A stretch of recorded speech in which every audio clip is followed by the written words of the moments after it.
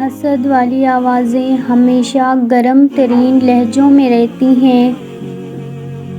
تہذیب کی مثال غریبوں کے گھر پہ ہے، دوپٹہ پھٹا ہوا ہے پر ان کے سر پہ ہے۔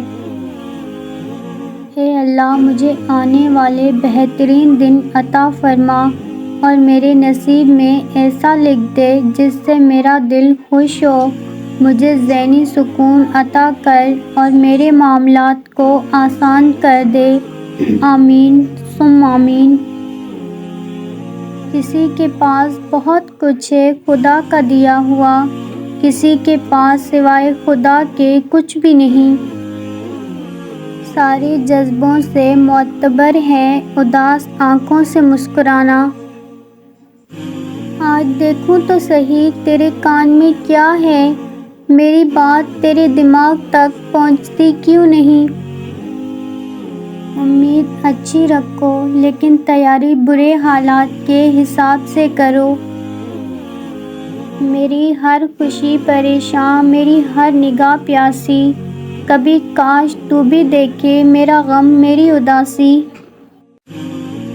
ہاتھ الجھے ہوئے ریشم میں پھنسا بیٹھے ہیں، اب بتا کون سے دھاگے کو جدا کس سے کریں؟ جب عقل پر پردہ پڑ جائے تو سمجھانے والا آدمی سب سے برا لگنے لگتا ہے۔ حضرت علی رضی اللہ تعالیٰ عنہ نے ارشاد فرمایا، کسی کے منہ پر بے عزتی کرنا اسے قتل کرنے کے برابر ہے۔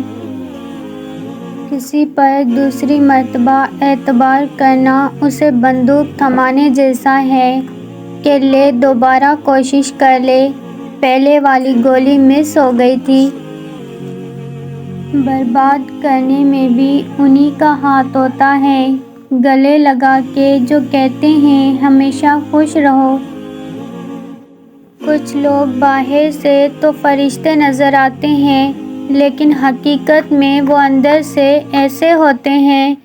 یا اللہ ہمیں ایسے منافقوں سے بچا، آمین۔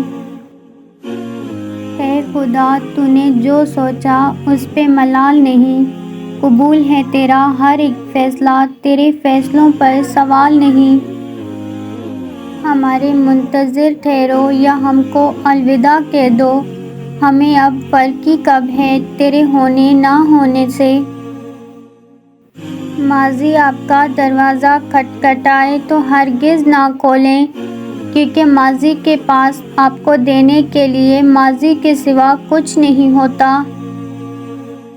خود سے محبت کریں، خود کا خیال رکھیں، خود کو اہمیت دیں، ہر ایرے گیرے کے لیے خود کو بے مول مت کریں کیونکہ آپ انمول ہیں۔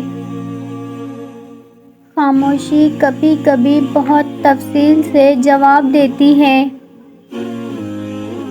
خود کلامی میں کتنی وحشت ہے، کوئی دشمن ہو روبرو جیسے۔